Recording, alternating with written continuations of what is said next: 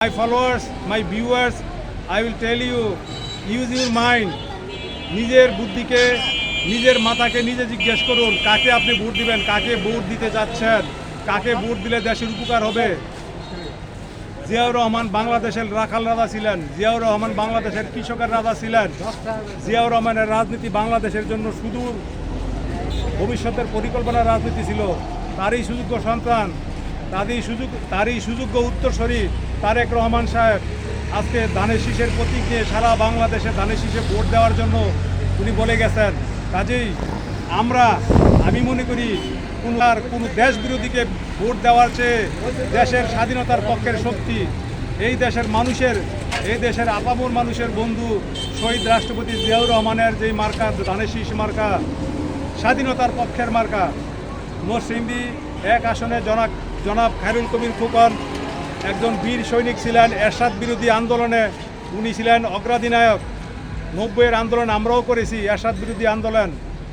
এই এরশাদ বিরোধী আন্দোলনের একজন মহানায়ক ছিলেন খায়রুল কবির খোকন। উনি নরসিংদীর সুযোগ্য এমপি প্রার্থী। শুধু এটাই না, উনি শিক্ষিত, উনি নামাজি, উনি সব দিক দিয়ে আছেন। আর একটা স্বাধীনতা বিরোধী শক্তিকে আমরা ভোট দিয়ে ক্ষমতায় বসাতে পারি না। আপনাদের কাছে আমার আবেদন, আপনারা দেখে শুনে নিজের ভোট সেন্টারে গিয়ে, বুথের মধ্যে গিয়ে চোখটা বন্ধ করে একবার চিন্তা করবেন, কাকে ভোট দিতে যাচ্ছেন। আপনি কি সেই রাজাকার, আল বদর, আল শামস যারা এই দেশের বিরুদ্ধে, তাদেরকে ভোট দিতে যাচ্ছেন, আর নাকি আপনি স্বাধীনতার পক্ষে শক্তি খায়রুল কবির খোকনকে ভোট দিতে যাচ্ছেন?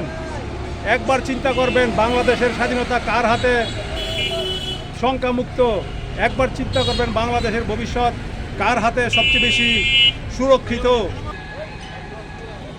যারা স্বাধীনতার জন্য কিছুই করে নাই, তারা আজকে বলতেছে ওলি নাকি স্বাধীনতার ঘোষক।